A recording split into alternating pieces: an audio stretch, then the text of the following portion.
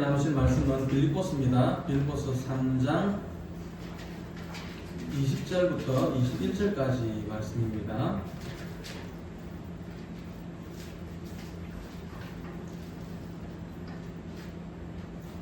같이 보겠습니다. 그러나 우리의 시민권은 하늘에 있는지라 거기로부터 구원하는 자 곧 주 예수 그리스도를 기다리노니 그는 만물을 자기에게 복종하게 하실 수 있는 자의 역사로 우리의 낮은 몸을 자기 영광의 몸의 형체와 같이 변하게 하시리라. 아멘. 오늘 말씀의 제목은요, 믿음의 결국은 영혼의 구원이다 입니다.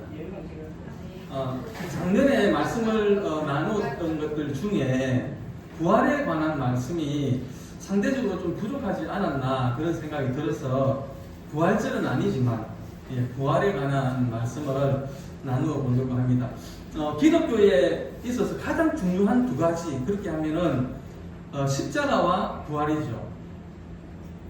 십자가와 부활은 그리스도께서 나의 죄를 대신해서 십자가에 죽으셨다는 것을 믿는 것입니다. 그것과 그리고 또 죽으셨다가 3일 만에 다시 살아나셨다는 것을 믿는 것입니다. 고린도전서 15장에 보면 사도 바울이 이런 말을 합니다. 만일 죽은 자의 부활이 없으면 그리스도도 다시 살지 못하실 것이요, 그리스도가 살지 못했다면 우리도 여전히 죄 가운데 있고 예수 믿는 우리가 더 불쌍한 자다, 그런 말씀이 있습니다. 부활은 어떤 사람이 있다고 해서 있는 것도 아니고 또 어떤 사람이 없다라고 해서 없어지는 것도 아닙니다. 하나님께서 이미 2000년 전에 예수님을 죽은 자 가운데서 다시 살리셔서 잠자는 자들의 첫 열매가 되게 하셨습니다. 그리고 주 안에서 잠자는 자들 역시 그리스도께서 다시 오실 때에 주님의 영광된 몸의 형체와 같이 부활하게 될 것이라고 그렇게 말씀을 하고 있습니다. 여러분들은 오늘날 이 시대를 어떤 시각으로 바라보고 있습니까? 교회를 다니지 않는 사람들도 말세라고 이야기를 합니다. 제가 택시를 탔었는데 그 기사님도 지금이 말세다 이렇게 이야기를 하더라고요. 모든 것이 풍족한 시대입니다. 권력이 있고 또 물질이 있으면 천국과 같은 그런 삶을 살아갈 수 있는 시대입니다.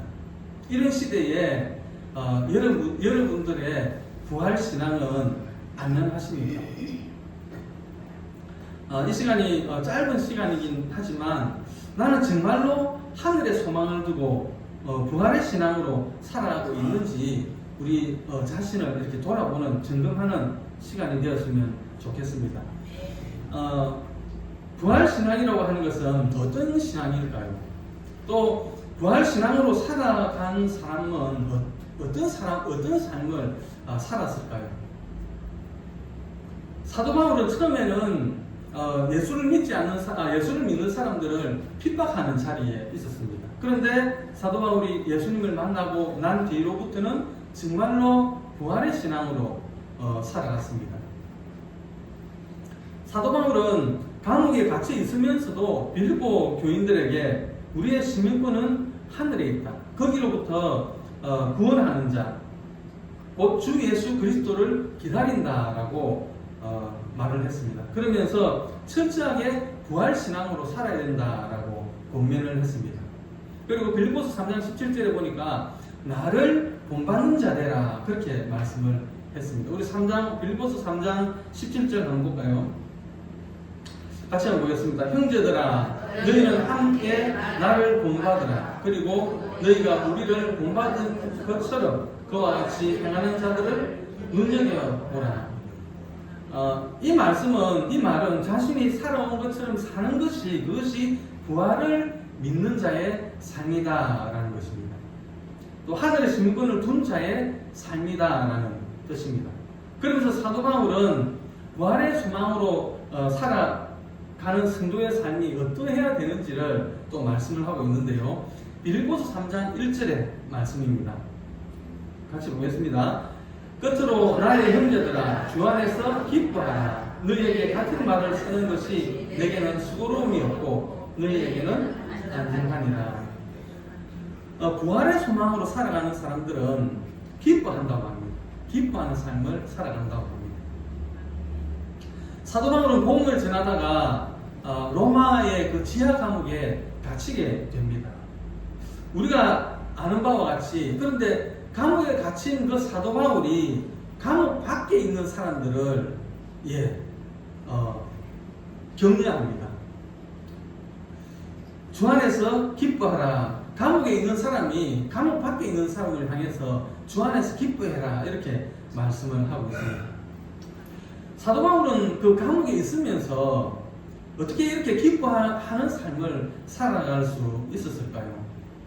베드로전서 1장 9절에 보면 이런 말씀이 있죠. 믿음의 결국 곧 영혼의 구원을 받습니다. 사도 바울은 믿음의 결국은 영혼의 구원이다라는 것을 알았습니다. 세상 사람들과 달리 예수 믿는 사람들이 고난 앞에서 기뻐할 수 있는 이유는 썩어질 육체를 신뢰하지 않고 영혼 구원, 곧 부활에 대한 믿음을 가졌기 때문입니다. 하나님께서 성도들에게 고난을 허락하시는 그 궁극적인 이유도 우리 영혼의 구원을 이루기 위한 것이기 때문에 성도는 고난 앞에서도 기뻐할 수 있는 것입니다. 이사야서에 보면 하나님이 그 유다 왕 히스기야 왕의 그 교만함을 보시고 하나님께서 죽을 병을 줍니다. 히스기야 왕에게. 그리고는 네가 죽고 살지 못한다라고 말씀을 하시죠. 이사야서 38장 1절 같이 한번 보겠습니다. 그때에 히스기야가 병들어 죽게 되니 아모스의 아들 선지자 이사야가 나아가 그에게 이르되 여호와께서 이같이 말씀하시기를 너는 내 집에 유언하라. 내가 죽고 살지 못하리라 하셨나이다 하니.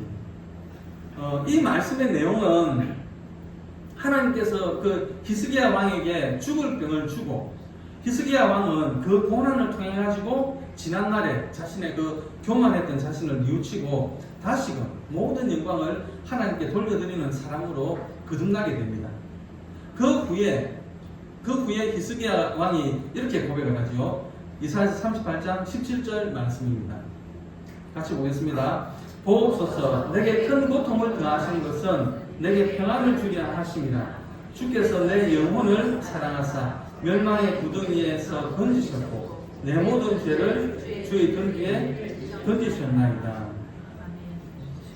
하나님께서 히스기야 왕에게 주신 이 육체의 고통은 정말로 히스기야를 죽이기 위한 것이 아니라 육체는 잠시 고통을 받더라도 그 영혼을 멸망의 구덩이에서 건져내기 위한 하나님의 징계 수단이었다라는 것이죠.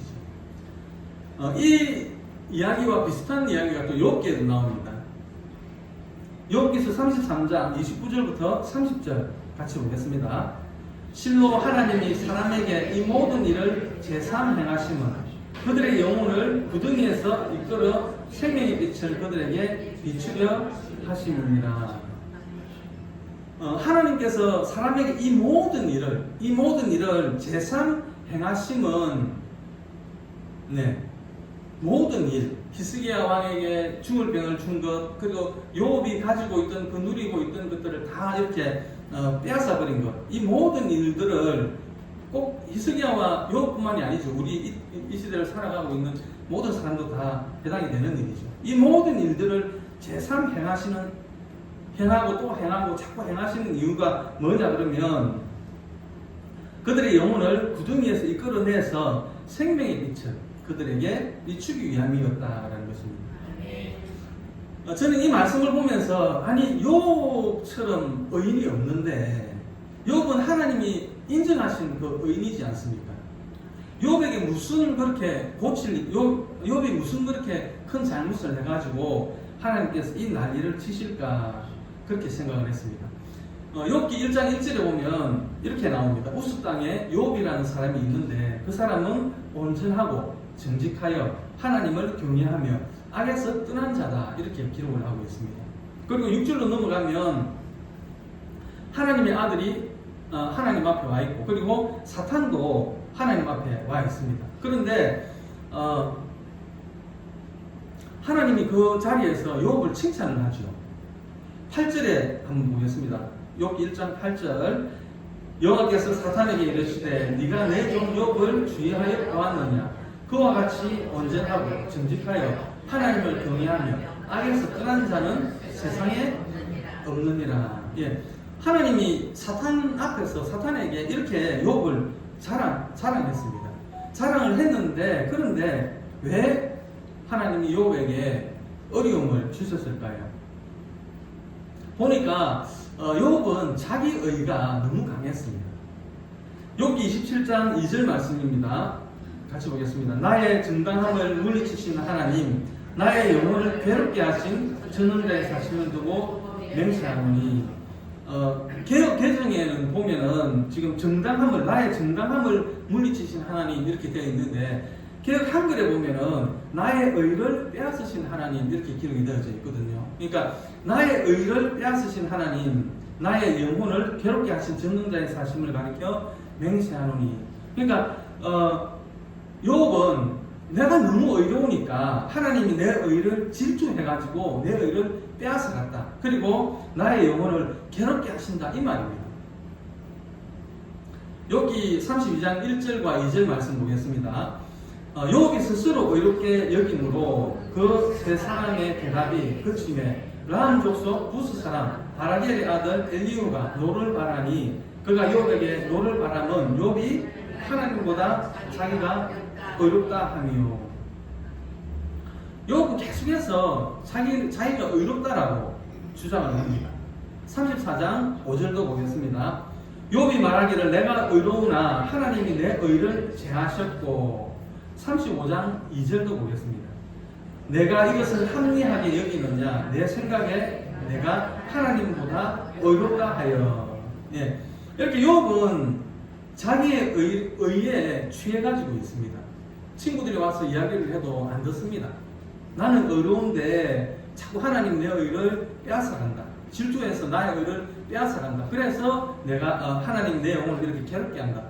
그렇게 하는데 나중에는 하나님이 직접 나서죠. 직접 나서가지고 질문을 합니다. 하나하나 질문을 합니다. 그러면서 나는 창조주고 너는 한낱 피조물에 불과하다라는 것을 깨닫게 해주시죠. 여기 38장 1절부터 4절까지 말씀입니다.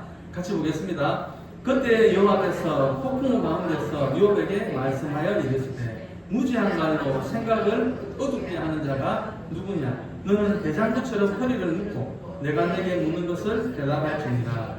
내가 땅에 기초를 놓을 때에 네가 어디 있었느냐? 네가 깨달아 알거든 말할지니라. 욥이 자꾸 자기가 어렵다고 이야기하고 자기 친구들이 이야기를 해도 안 들으니까 하나님이 오셔가지고 이야기를 하는 겁니다. 그래, 네가 그래 어려우냐? 그러면 내가 하는 질문에 네가 대답을 해봐라. 대장부처럼 허리를 묶고 내가 하는 질문에 대답을 해봐라. 내가 땅에 기초를 놓을 때 네가 어디 있었느냐? 이렇게 질문을 합니다. 우주 만물을 하나님이 창조하셨지 않습니까? 내가 우주 만물을 창조하고 있을 때에 네가 어디 있었느냐? 그 말입니다. 네가 내 옆에서 내가 천지 창조를 하는데 네가 나를 좀 도와주었느냐? 그 말입니다. 땅을 내가 창조했는데 그 창조 원리를 네가 아느냐? 이렇게 물어봅니다. 6절에 보니까요, 그것의 주추는 무엇 위에 세웠으며, 이 말은 땅의 기초를 받치고 있는 것이 무엇이냐라고 묻는 것입니다. 우리가 볼 때는 지구가 우주 공간에 떠 있죠. 둥둥 떠 있죠. 우리가 볼 때는. 그런데 하나님은 우리가 볼 때는 떠 있지만 하나님은 그걸 받치고 있는, 지구를 받치고 있는 것이 있다고 합니다. 그 받치고 있는 것이 무엇이냐라고 지금 물어보고 있습니다. 여호와 땅의 기초를 받치고 있는 것이 무엇이냐 이렇게 묻고 있습니다. 31절에 가서는요, 네가 묘성을 내어 묶을 수 있으며 삼승의 띠를 풀 수 있겠느냐라고 말을 합니다. 묘성이라고 이렇게 보니까 그 황소자리, 별자리들이 있죠. 그 별자리 중에 황소자리가 있는데 그 황소자리에 있는 별의 무리를 묘성이라고 합니다. 그러니까 그 묘성의 별의 무리들을 네가 묶을 수 있느냐 그렇게 이야기를 하는 거죠. 그리고 삼성의 띠를 풀 수 있겠느냐? 이 삼성은 그 오리온 별자리에 있는 별입니다. 그 별의 주위에 큰 띠가 있는데 그 띠를 네가 풀 수 있겠느냐? 이렇게 물어봅니다. 욥이 한마디도 못하죠. 그러니까 하나님께서 그러나 조금 어렵나? 그럼 내가 좀 쉬운 거 물어볼게. 그래가지고는 동물의 습성들을 물어봅니다. 동물의 습성들. 욥기 39장 1절과 2절입니다. 같이 한번 볼까요? 산염소가 새끼 치는 때를 네가 아느냐? 암사슴이 새끼 낳는 것을 네가 본 적이 있느냐? 그것이 몇 달 만에 만삭되는지 아느냐? 그 낳을 때를 아느냐? 그리고 까마귀 새끼가 먹을 것이 없어가지고 하나님을 향해서 부르짖을 때에 그것을 위해서 먹을 것을 예비하는 자가 누구인지 아느냐? 이렇게 물어봅니다. 욥은 한마디도 못합니다. 그러다가 결국 42장에 가서 욥이 이렇게 고백을 하죠. 42장 6절 보니까 그러므로 내가 스스로 거두어 드리고 티끌과 제 가운데서 회개하나이다. 이 거두어 드리고 이 말은 자기가 이때까지 내뱉은 말, 자기가 잘났다고 나는 어렵다고 그 친구들 앞에서 한 말들이 있죠. 그거 자기가 다 거두어 드린다. 이렇게 그 말입니다. 취소한다 그 말입니다. 로마서 9장에 보면 토기장 비유가 나오죠. 토기장이가 귀한 그릇도 만들 수 있고 천한 그릇도 만들 수 있고 때로는 이 그릇을 원하는 것을 만들기 위해서 엄청난 온도의 불가마 속에 집어넣을 수도 있죠. 그거는 토기장이기 때문에 할 수 있는 것입니다. 이 욥의 사건과 또 비슷한 사건이 신약에도 나오는데 고린도전서 5장 5절에 보면 이런 말씀이 있습니다. 같이 한번 볼까요? 이런 자를 사단에게 내주었으니 이는 육신은 멸하고 영은 주 예수의 날에 구원을 받게 하려 함이라. 지금 사도 바울이 그 고린도 교회 성도들에게 아버지의 아내를 범한 페류나를 사단에게 내어주었다라고 말씀을 하고 있습니다. 여기서 사단에게 내어주었다는 말은 마치 사단이 욥에게 병을 주고 또 고통을 줄 수 있도록 허락하신 것처럼 이 페류나에게 그런 고통과 질병을 줄 수 있도록 허락하셨다라는 말씀입니다. 왜 이 페류나의 육체를 사단에게 내어주었을까요? 그것은 육체는 비록 고통을 당하더라도 주 예수의 날에 예수님께서 다시 오실 때 그 영혼을 구원 얻게 하기 위함이었다라는 것입니다. 하나님께서 사람에게 고통을 허락하시는 경우가 크게 세 가지가 있는데요. 첫째가 뭐냐 그러면 예수님을 믿어야 할 사람이 안 믿을 때 하나님이 그 고통을 허락을 하십니다. 출애굽기 5장 3절에 보면은요 이런 말씀이 있는데요. 같이 보겠습니다. 그들이 이르되 히브리인의 하나님이 우리에게 나타나셨은즉 우리가 광야로 사흘쯤 가서 우리 하나님 여호와께 제사를 드리려 하오니 가도록 허락하소서. 여호와께서 전염병이나 칼로 우리를 치실까 두려워하나이다. 지금 모세하고 아론이 그 애굽왕 바로 앞에 가가지고 하는 이야기입니다. 우리는 하나님을 예배하는 사람들인데 만약에 우리가 예배를 드려야 될 사람이 예배를 드리지 않으면 하나님이 전염병과 칼로 치신다라는 것입니다. 예수를 믿어야 할 사람이 믿지 않고 버티면 하나님의 징계가 있기 때문에 그 인생이 평탄하지를 않습니다. 두 번째는 예수를 믿으면서 자꾸만 범죄할 때입니다. 자꾸만 하나님의 말씀에 불순종하고 악을 행할 때에 하나님께서 징계를 허락하십니다. 레위기 26장 14절부터 16절까지 말씀입니다. 같이 보겠습니다. 그러나 너희가 내게 충동하지 아니하여 이 모든 명령을 준행하지 아니하며 내 규례를 멸시하여 하며 마음에 내 법도를 싫어하여 내 모든 계명을 준행하지 아니하며 내 언약을 배반할진대 내가 이같이 너희에게 행하리니 곧 내가 너희에게 놀라운 재앙을 내려 햇병과 열병으로 눈이 어둡고 생명이 쇠약하게 할 것이요 가중한 것은 헛되리니 너희의 대적이 그것을 먹을 것임이며. 레위기 26장하고 신명기 28장에 보면 복과 저주에 대해서 쭉 많이 기록을 해놓고 있습니다. 그런데 여기 보면 규례와 법도 계명 뭐 이런 말씀이 많이 나오는데 이런 것은 구약의 율법은 다 사라졌습니다. 예수님이 오시면서 구약의 율법은 다 사라졌습니다. 그러면 이제는 율법이 다 사라졌기 때문에 우리는 우리 마음대로 살아도 될까요? 이제 살인도 하고 간음도 하고 이제 도둑질도 하고 그래도 되겠습니까? 왜 율법이 다 사라졌습니까? 마태복음 5장 17절에 보면 예수님이 이런 말씀을 하셨습니다. 내가 율법이나 선지자를 폐하러 온 줄로 생각하지 말라. 폐하러 온 것이 아니고 완전하게 하려 함이다 라고 했습니다. 누가복음 10장 25절에 보면 어떤 율법사하고 예수님의 대화가 나오죠. 율법사가 예수님을 시험하려고 물어봅니다. 선생님, 내가 어떻게 해야 영생을 얻겠습니까? 천국에 가겠습니까? 이렇게 물어봅니다. 그러니까 예수님이 율법에 무엇이라고 기록이 되었느냐 이렇게 다시 물어봅니다. 그러니까 마음을 다하고 목숨을 다하고 힘을 다하고 뜻을 다해서 하나님을 사랑하고 네 이웃을 네 몸과 같이 사랑하는 것입니다. 그러니까 그래, 옳다, 그것을 행해라 그렇게 말씀을 합니다. 구약 때는 직접 사람을 안 죽이면 됐습니다. 그리고 직접 그 바람을 안 피우면, 간음을 안 하면 됐습니다. 또 안식일을 지키면 됐습니다. 그런데 신약으로 넘어오면서 사회는 더 다양해지고 복잡해졌습니다. 이제는 성령의 인도하심 따라 의와 공도를 행해야 됩니다. 그것이 사도 바울이 말한 예수 믿는 도이고, 그리고 십자가의 도이고, 그리고 사도행전에서 제자들이 말했던 생명의 도입니다. 하나님 나라의 복음입니다. 바리새인들이 그 안식일날 예수님이 병을 고치니까 예수님을 막 공격을 하지 않습니까? 안식일날 왜 일을 하느냐고 예수님을 막 공격을 합니다. 왜 공격을 했습니까? 구약의 율법은 아는데 예수님께서 완전하게 하신 그 법을 몰랐기 때문에 예수님을 공격할 수밖에 없었다는 것이죠.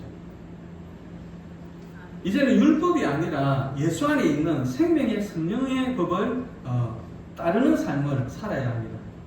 그런데 성도가 사랑하는 삶을 살지 않고 자꾸만 범죄를 하면 하나님은 징계를 허락하신다라는 것입니다.